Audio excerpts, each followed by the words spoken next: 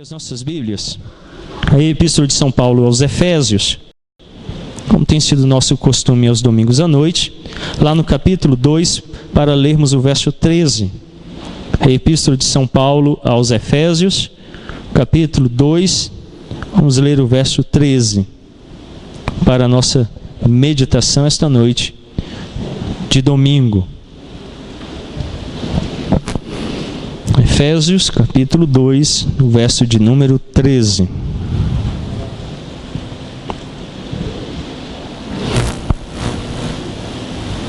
Mas agora, em Cristo Jesus, vós que antes estáveis longe, fostes aproximados pelo sangue de Cristo. Oremos. Sejam bem aceitas as palavras da minha boca e o meditar do meu coração, a tua presença, Deus meu, rocha minha e meu Redentor, é o que oramos em nome de Cristo Jesus. Amém. Nós estamos aí nessa série de sermões do livro de Efésios, tem sido abençoador. Nós ainda temos aí uma caminhada nesse livro por cerca de 3 anos. Então Deus tem nos abençoado no que tem sido nosso tema geral nessa série, a série de sermões em Efésios, antes da fundação do mundo. E tem sido de fato abençoador este tempo que nós temos passado. Nós agora estamos indo para o final do capítulo 2, retornaremos ao capítulo 1, veremos ele novamente o capítulo 2, devido à profundidade teológica deste texto. Bom, hoje, o capítulo 2, o verso 13. Inimigos ou amigos de Deus? E o nosso subtema hoje, achegados a Deus. O apóstolo nos apresenta a grandiosidade da salvação a partir lá do verso 11. Acompanhe comigo o verso 11. Portanto, lembrai-vos de que outrora, vós, gentios na carne, chamados em circuncisão por aqueles que se intitulam circuncisos na carne por mãos humanas. O apóstolo começa dizendo, vocês que outrora eram gentios. O termo gentil aqui denota e identifica aqueles que não faziam parte da comunidade de Israel, o povo de Deus. Portanto, estranhos às alianças, aos pactos, às promessas e ao amor de Deus. Então ele diz, vocês outrora eram assim. A partir do verso 11, então, ele fala dessa grandiosidade da salvação.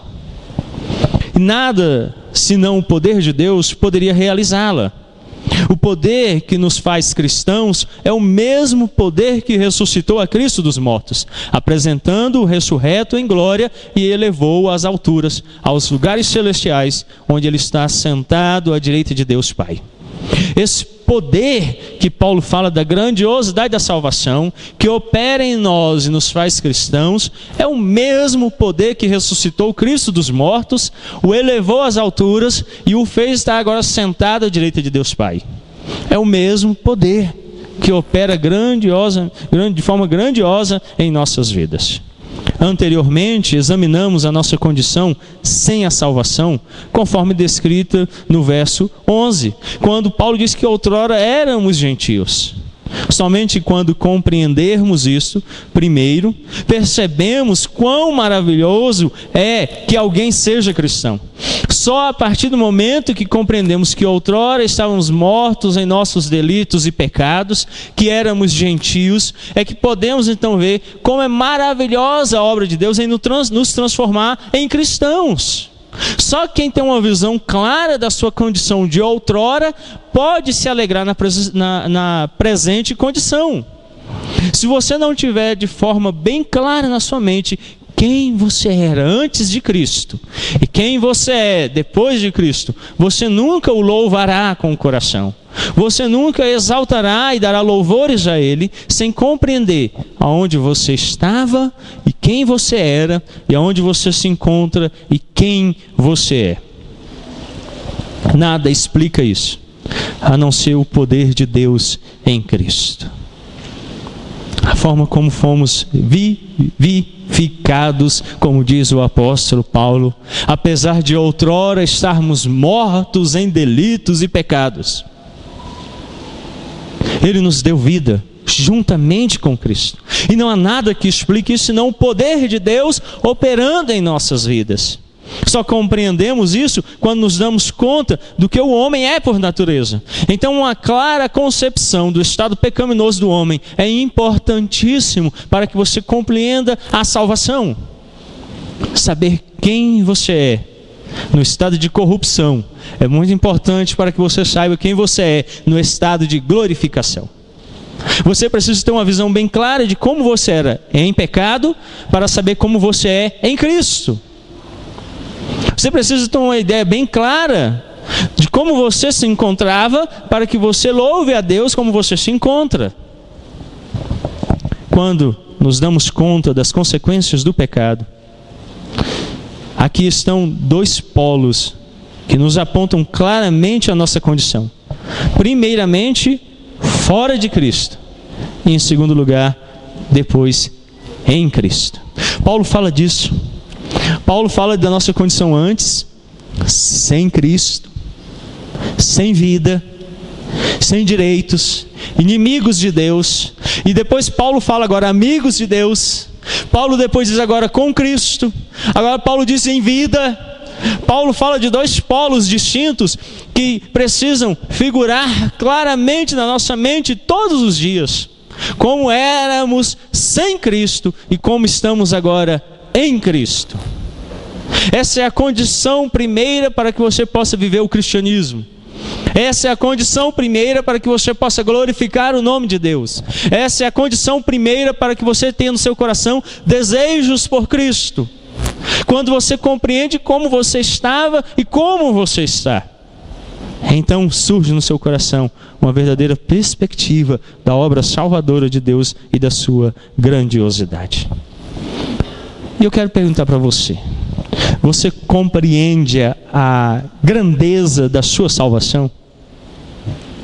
Você tem uma noção clara da sua condição anterior e da sua condição posterior?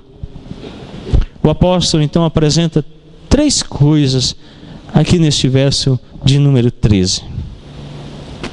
Primeiro, o contraste entre o que éramos e o que somos.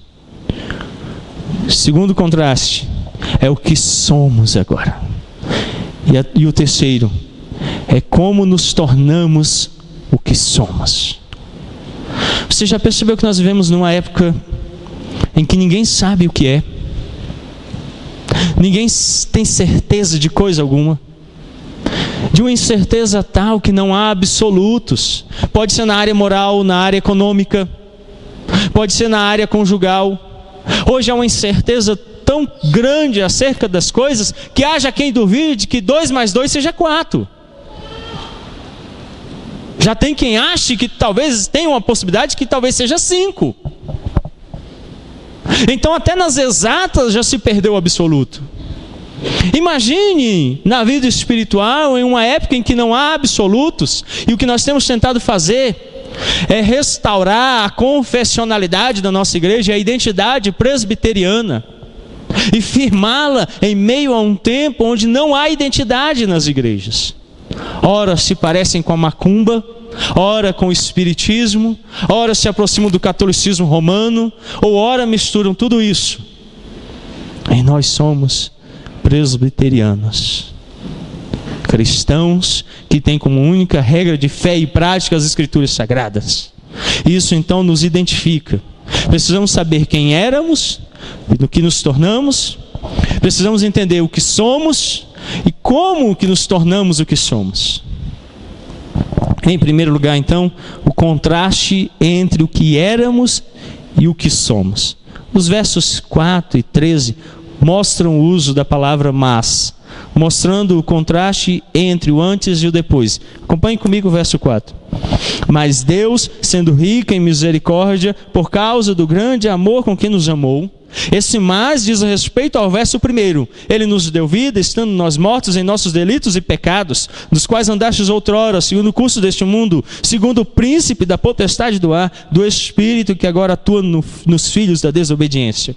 Então Paulo faz um retrato terrível de quem éramos. Então no verso 4 ele diz assim: mais Deus. Esse mais é importantíssimo, porque depois deste retrato muito feio do que éramos. Ele diz, mas. E aí no verso 13 ele começa: mas agora em Cristo, vós que antes estáveis longe, fostes aproximados pelo sangue de Cristo. O verso 12 então diz, como é que estávamos antes? Naquele tempo, estáveis sem Cristo, separados da comunidade de Israel, estranhos às alianças da promessa, não tendo esperança e sem Deus no mundo. Veja que Paulo diz agora, mas, outrora vocês eram assim, mas agora vocês são assim. Então, mas é importantíssimo aqui. Ele mostra a nossa condição de antes e de agora. É um contraste entre o que éramos e o que somos. Deve ser bem claro na sua mente o quão ímpio, pecaminoso e ultrajante você era antes e o que você se tornou. Tornemos ao verso 12, que diz: naquele tempo estáveis sem Cristo, separados da comunidade de Israel, estranhos às alianças da promessa, não tendo esperança e sem Deus no mundo. O que nos caracterizava não pode em nada assemelhar-se ao que nos tornamos em Cristo. Por exemplo, eu não tenho medo de me orgulhar pelo fato de que nossas crianças já não mais deixam culto, mas tivemos uma mudança na nossa perspectiva como igreja, e agora já não mais se retiram, mas agora permanecem entre nós. E eu fico contente porque o presbítero Agel um dia me procurou e falou assim: pastor, eu estou preocupado porque eu vi que o material que está sendo usado no cultinho, ele é arminiano. E eu então falei: irmão, tenha paciência, nós estamos caminhando na direção de torná-los próximos da aliança. Eles vão ouvir o nosso Deus falando conosco. Nossas crianças de 4 anos em diante, até os 12 anos, vão estudar toda a Escritura na Escola Bíblica Dominical. E dos 12 aos 17, eles vão estudar os nossos símbolos de fé. Eles já não estão estranhos à aliança de Deus, às promessas. Nós estamos deixando de ser o que antes nos configurava como sem Deus, estranho às alianças, às promessas. E agora estamos nos aproximando de uma nova realidade, de uma perspectiva de quem foi resgatado em Cristo. A igreja deve ser um lugar para nos redimir da nossa antiga forma para uma nova forma, transformados pela graça de Cristo Jesus. Nós não podemos nos assemelhar em nada ao que diz o verso 12, mas precisamos viver o que diz o verso 13. Em segundo lugar, o apóstolo fala agora o que somos. O que decide se somos ou não cristãos não é nem o que fazemos, nem o que somos. É a nossa relação com Deus. Então, o que me faz cristão não pode ser o que eu faço, não pode ser o que eu sou, mas deve ser a minha relação com Deus, a minha relação pessoal com o Senhor. É isso que deve me caracterizar. Se vocês forem ao Evangelho de Mateus, Jesus é muito claro. Quando você orar, faz isso em secreto. Quando você der esmolas, faz isso em secreto. Quando você jejuar, faz isso em secreto. Todos os níveis de relacionamento com Deus devem ser pessoais. Não devem ser à mostra, não servem para ser demonstrados para o outro, devem ser experimentados no íntimo, para a transformação do coração. Hoje de manhã eu falei um pouquinho sobre a piedade aqui na nossa escola dominical, na nossa lição. A verdadeira piedade puritana, presbiteriana, é aquela que é transformada, que transforma primeiro o coração, e depois que o coração é transformado, ele então reflete para fora.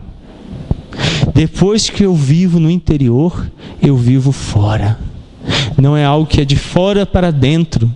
No culto, ninguém vai ser transformado pelas músicas. No culto, ninguém vai ser transformado pela oração. No culto, ninguém vai ser transformado pela comunhão dos santos. No culto, ninguém será transformado pelos sacramentos. A transformação ocorre interiormente no coração, pela graça de Deus dada no Espírito Santo àqueles que creem. E então, todos esses meios que eu citei servem para fortalecer aquela fé que foi implantada no coração do crente pelo poder do Evangelho. É do interior para o exterior. Então, o que me faz cristão não é nem o que eu faço, nem o que eu sou, mas é um relacionamento com um Deus santo que me ama, um Deus que me busca. O apóstolo diz no verso 13, mas agora em Cristo. Ele faz questão de voltar àquilo que nós já vimos. Nós vamos retornar a essa doutrina, a doutrina da união mística do crente com Cristo, é um distintivo da fé presbiteriana, na qual ela diz que a pessoa de Cristo, o próprio Cristo, se oferece a nós e se une a nós. Nós estamos unidos ao próprio Cristo porque Ele nos recebeu em si. Então o apóstolo diz que outrora éramos e agora não somos mais por causa de Cristo, em Cristo, na pessoa de Cristo. E ele completa: vós que antes estavais longe, ele diz, fostes aproximados pelo sangue de Cristo. Você foi aproximado, você não se aproximou. Foi Ele que trouxe você, foi Ele que buscou você, Ele que resgatou você. É Ele que transforma os nossos corações como lhe apraz. É Ele que opera poderosamente em nós. Então, meu querido, você sabe que você é um cristão quando você tem um relacionamento pessoal com Deus, um relacionamento lá no seu íntimo que lhe é próprio e reflete então na sua vida como um todo. Na versão revisada fiel, encontramos a expressão neste versículo: chegastes perto. Assim, deve-se traçar a distinção e a diferença, não em termos da nossa moralidade ou da nossa conduta ou do nosso comportamento, e sim em termos da nossa relação com Deus, de achegar-se perto de Deus. João Calvino começa os institutos da religião cristã, e é uma grande marca da nossa igreja local, o fato de nós sermos conhecidos nacionalmente pelo estudo que nós fizemos nos institutos da religião cristã. O ápice da piedade presbiteriana, o livro que fez com que a reforma protestante se fixasse, que as doutrinas fossem totalmente elaboradas a partir das escrituras e marcasse a história da igreja cristã. Calvino começa no capítulo 1 falando do fato que nós precisamos conhecer a Deus e a nós mesmos. Então aproximar-se de Deus é, como diz Calvino, conhecê-lo, aprofundar-se no relacionamento com Ele. A igreja deve ser um lugar onde eu posso vir e me aproximar de Deus e conhecê-lo na integralidade do seu ser, nos meios de graça que Ele institui na igreja, para que por meio desses meios Ele se achegue a nós. Ontem, o irmão Mateus nos falou, começou o sermão aqui, desse fato de que quando a palavra é fielmente pregada, nós estamos ouvindo a própria voz de Cristo. Ele instituiu a pregação, como Ele instituiu a mesa, pela qual Ele se aproxima de nós, nos elementos, a fé daqueles que creem, para que sejam alimentados, na comunhão dos santos, apesar de nem todos os teólogos reformados crerem nesse sinal distinto, como meio de graça. Eu cito o Dr. Framing como um dos principais defensores dessa posição, e o Dr. Charles Rod, de que a comunhão dos santos também é um meio pelo qual Deus nos abençoa quando estamos reunidos, pelos dons espirituais concedidos à igreja, não os extraordinários, mas os ordinários, pelo qual Ele nos edifica uns aos outros. Também temos o batismo. Não podemos nos esquecer também do fato de que quando oramos uns pelos outros somos abençoados. Então, na igreja, Ele, o próprio Cristo, se aproxima de nós. Ele vem até nós. E aí então, quando diz o texto, chegastes perto, vocês foram aproximados dele. O termo aproximar é muito, mas muito importante. Agora nós estamos próximos do Senhor. Agora nós estamos no Santo dos Santos por intermédio de Cristo Jesus. Então, eu quero que você entenda que nossa relação com Ele é uma relação de intimidade profunda. E Ele se aproxima de todos os seus filhos, apesar de outrora estarmos longe dEle. Não se esqueça de fazer esse contraste. Você estava longe de Deus. Como Adão, fugíamos no jardim. Como Adão, nos escondíamos. como Adão, apresentávamos a Ele as diversas justificativas do nosso coração, porque pecamos. Estávamos longe de Deus, porque os nossos pecados fazem separação entre nós e o nosso Deus. Mas então ele diz, mas agora ele aproximou vocês. Como isso é maravilhoso. Em terceiro lugar, como nos tornamos o que somos. Abra sua Bíblia em Tiago, capítulo 4, verso 8.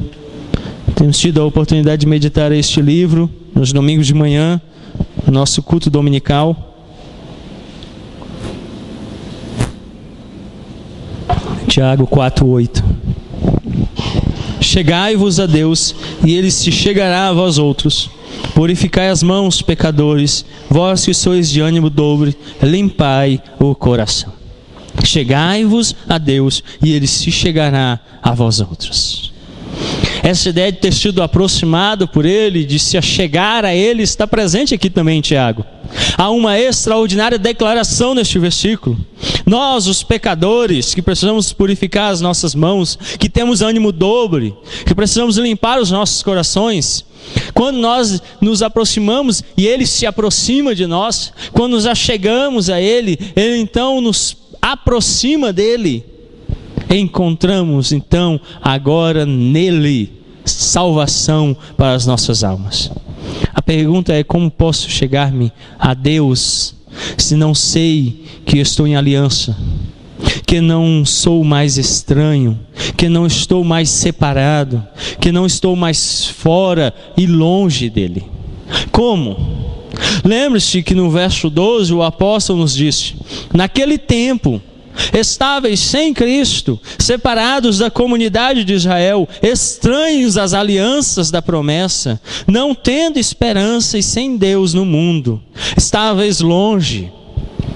Como então eu vou me achegar? Como então eu vou conhecer a Deus e a mim mesmo, se eu não sei se eu estou na aliança, se eu não sei se eu sou estranho, se eu não sei se eu estou separado, se eu não sei se eu estou fora ou longe dele?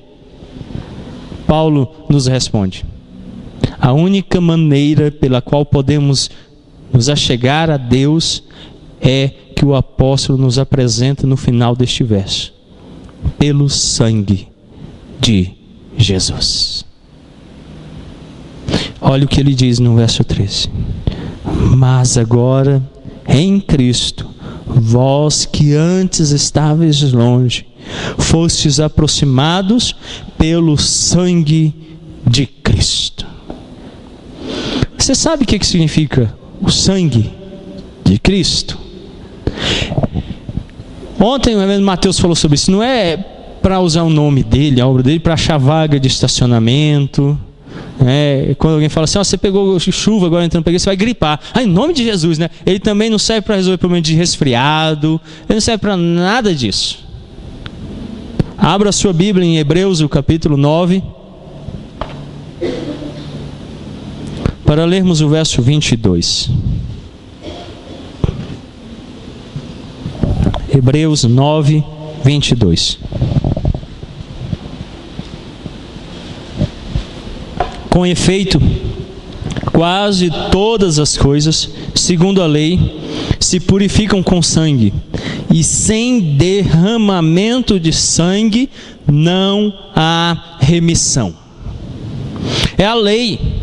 Deus a instituiu lá no jardim, quando Ele criou todas as coisas. Se vocês, em Adão, o representante federal de toda a raça humana, comerem da árvore do conhecimento do bem e do mal, qual era a consequência? Vocês vão morrer. Tem que derramar sangue. Por isso ele diz que sem o derramamento não há remissão. Os pecados não podem ser remidos sem que sangue seja derramado. Daí a necessidade de que Cristo tenha encarnado-se como homem para morrer pelos homens. Por isso ele precisou morrer, porque sangue tinha que ser derramado na cruz do Calvário. O sangue foi derramado com o propósito de satisfazer a ira de Deus, pagar o preço que nós devíamos, Por isso é por meio do sangue que nós nos aproximamos. É por meio do sangue que eu posso então agora compreender o fato de que eu estava separado de Cristo. Sem sangue eu não posso me aproximar. Sabe como é que Adão se aproximou de Deus lá no jardim? Quando Deus se manifesta na sua glória. E então ele vai inquirir toda a raça humana dizendo: quem mostrou para você que você estava nu? E Adão tenta no seu coração cobrir-se com folhas como se fosse restaurar aquilo que ele tinha perdido. Mas ele mesmo percebe que continuava nu. Foge de Deus. Então Deus vai à procura dele e diz assim: Adão, quem mostrou? E o próprio Deus toma um animal, derrama o sangue, tira a pele, veste Adão e diz assim: Adão, o único que pode vestir você sou eu. O único que pode satisfazer a minha ira sou eu. Só eu, Adão, posso aproximar você de mim. E ele dá então uma promessa a Adão em Gênesis 3,15, que viria um filho da mulher, o Senhor Jesus Cristo, e ele derramaria o sangue dele por nós, e seríamos então vestidos completamente e remidos completamente. Então pelo sangue dele eu me aproximo de Cristo, pelo sangue dele eu me torno comunidade de Israel, pelo sangue dele eu passo a fazer parte da igreja universal, a igreja invisível, a congregação de todos os santos. Pelo sangue dele eu tenho entrado no aprisco pela porta. Pelo sangue dele eu sou recebido nos mais altos céus como um filho de Deus. O sangue dele também permite que agora as alianças da promessa não sejam mais estranhas a mim. Os rituais externos nunca transformaram o povo de Israel em nação santa. Era necessário que houvesse uma circuncisão nos corações. Só Cristo pode circuncidar os nossos corações. Então só em Cristo é que verdadeiramente as alianças da promessa se cumprem. Nele as festas dos tabernáculos se cumprem. Nele o sacrifício do Cordeiro Pascual se cumpre. Nele a Páscoa se cumpre. Nele o Pentecostes se cumpre. Nele o batismo se cumpre. Nele a ceia se cumpre. Todos os sinais, as figuras, as promessas, tudo se cumpre na pessoa e obra de Cristo. Sem Cristo eu sou estranho às alianças.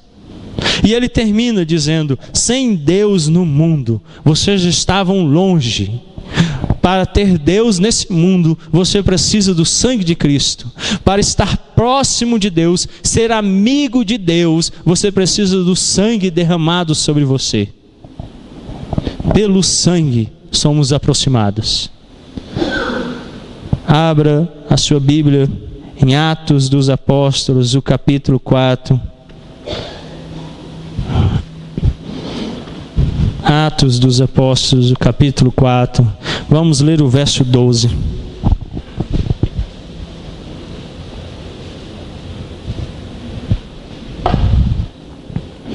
Não há salvação em nenhum outro, porque abaixo do céu não existe nenhum outro nome dado entre os homens pelo qual importa que sejamos salvos. Não há outro nome senão o nome de Cristo Jesus. O apóstolo São João, no seu Evangelho, o capítulo 14, Evangelho de São João, capítulo 14, o verso 6. Respondeu-lhe Jesus: eu sou o caminho e a verdade e a vida. Ninguém vem ao Pai se não for por mim. É pelo sangue que você é aproximado. É por meio de Cristo. Todas as nossas obras, tudo o que somos e tudo o que fazemos, deve ser feito, realizado por intermédio do sangue de Cristo. A única forma que você pode se aproximar de Deus é por meio do sangue de Cristo Jesus. Portanto, eu quero considerar com vocês um último texto. O Evangelho de São João, capítulo 6. O verso 54 em diante. Quem comer a minha carne, beber o meu sangue, tem a vida eterna, e eu o ressuscitarei no último dia. Pois a minha carne é verdadeira comida, e o meu sangue é verdadeira bebida. Quem comer a minha carne e beber o meu sangue, permanece em mim e eu nele. Assim como o Pai que vive me enviou, e igualmente eu vivo pelo Pai, também quem de mim se alimenta, por mim viverá.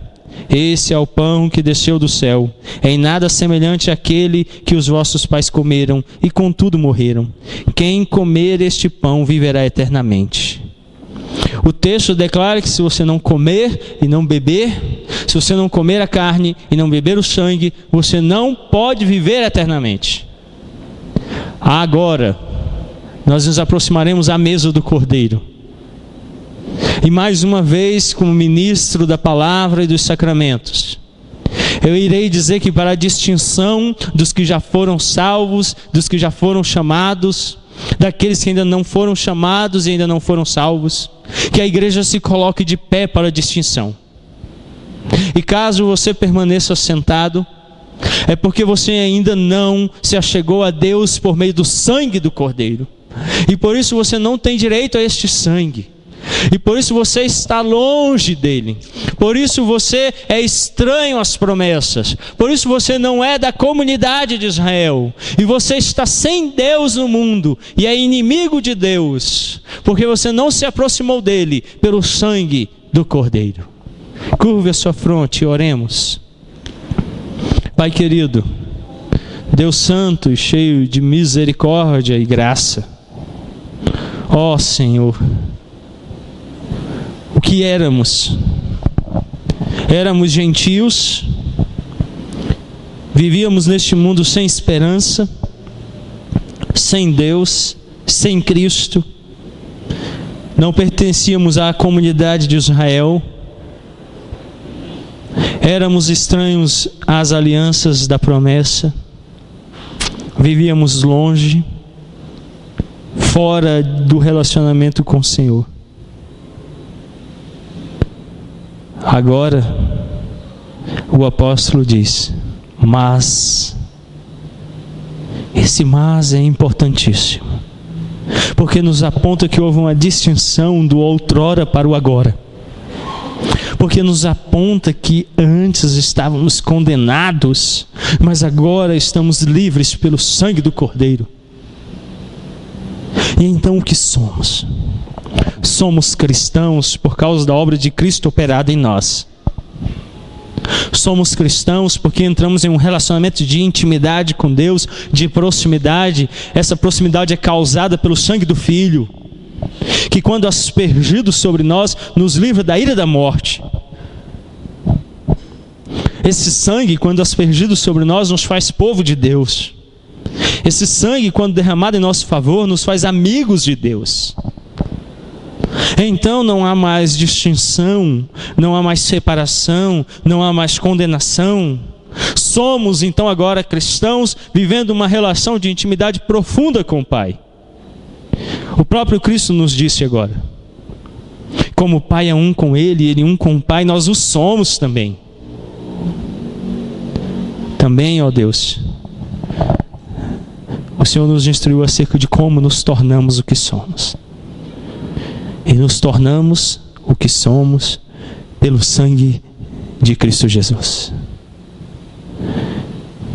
Dia a dia, ó Espírito Santo, hora a hora, Espírito Santo, minuto a minuto, nós agora invocamos a promessa que o Senhor nos deu, de que o Espírito nos fará trazer à lembrança tudo aquilo que Ele nos ensinou. Traz à nossa lembrança esse ensino, de que pelo sangue nós deixamos de ser gentios e nos unimos em proximidade com o Pai através do Filho. Em nossa caminhada diária, em nossas lutas diárias, em nossos afazeres diários, que o sangue permeie as nossas vidas, que o sangue nos lave de nossos pecados, que o sangue nos guarde do maligno, que o sangue nos purifique, nos santifique para aquele dia final, no qual nos apresentaremos diante do Pai. Ó Deus, é por meio do sangue que nos aproximamos de Ti. Obrigado por tão maravilhosa promessa. É o que nós oramos em nome de Jesus Cristo. Amém.